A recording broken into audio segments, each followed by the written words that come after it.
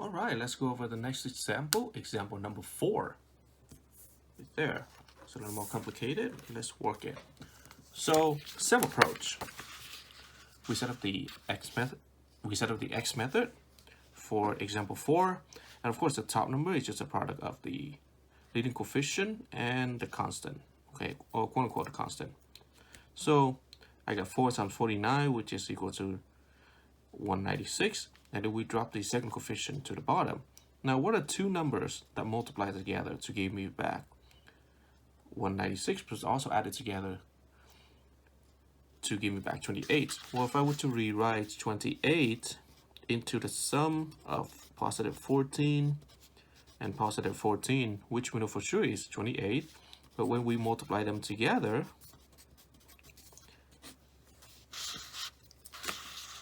guess what? They're going to turn out to be 196. So 4 times 4 is 16, right? 6 keep 1. 4 times 1 is 4, plus 1 is 5. 1 times 4 is 4. 1 times 1 is 1.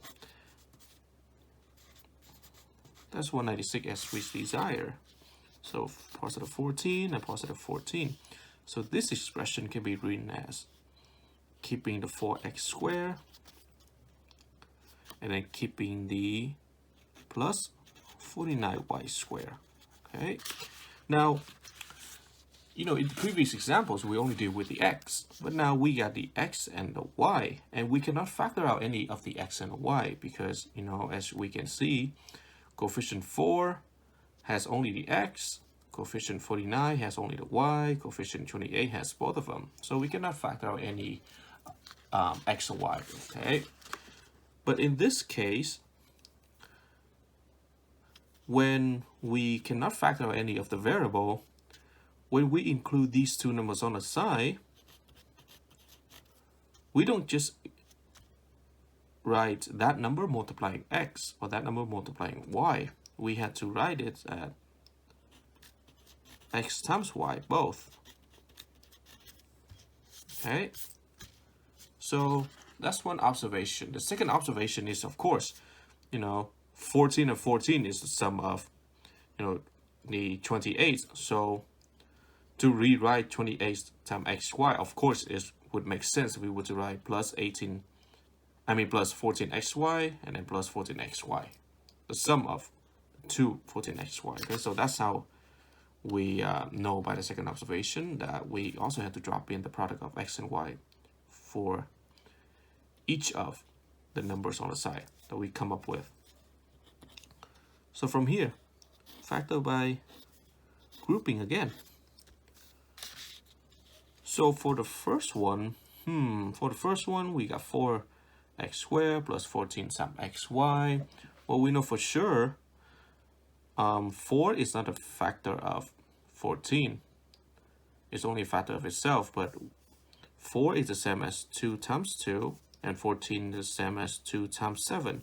Well, hey, the common factor 2, we can factor it out. And of course, we can also factor out the x from both of these terms, so factor out 2x to be exact. So the leftover of the first term, 4x squared, after we factor out 2x, is just going to be 2x. For the second term, the leftover is going to be 7 times y after we factor out the 2x. So we got 7y.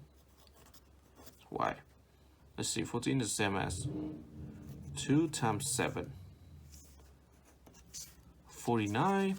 Well, I don't think there's anything that goes into 49. Oh, actually, no. We do. 7, my bad. 49 is 7 times 7. Well, guess what? We got a common factor, 7. So we can factor out these 7 along with the y now, because we got 14 times x times y, and we got 49y squared. So we factor out the y with the lowest exponent. So we actually factor out 7 times y.